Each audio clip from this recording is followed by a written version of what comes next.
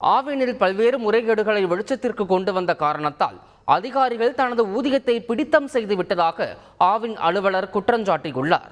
மதுரையில் ஆவின் நிர்வாகத்தில் விரிவாக்க அலுவலராக பணியாற்றி வரும் ஜான் ஜஸ்டின் தேவசகாயம் நிர்வாகத்தில் நடைபெறும் பல்வேறு முறைகேடுகளை வீடியோவாக ஆதாரங்களுடன் வெளியிட்டுள்ளார். கோப்பம்பட்டி பால் உற்பத்தி மையத்தில் இருந்து ஆவின் பால் பண்ணைக்கு கொண்டு செல்லப்படும் பால் கேன்களில் ஓட்டுநர் தண்ணீரை கலப்படம் செய்ததை கையும் களவுமாக பிடித்ததாக வீடியோவில் அவர் சுட்டிக்காட்டியுள்ளார்.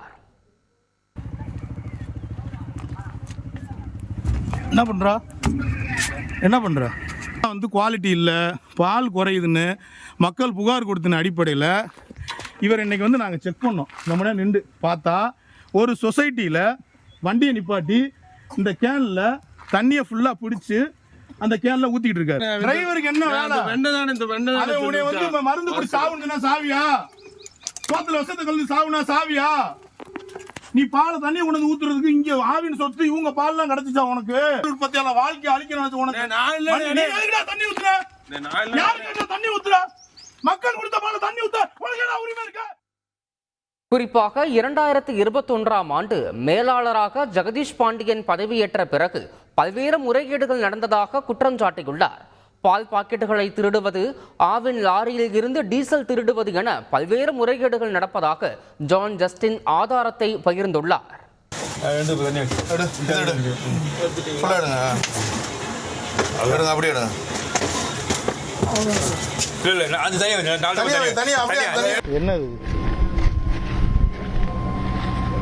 வண்டி நிக்குது, வண்டி நிக்கும் போது டீசல் எடுத்துட்டு இருக்காங்க.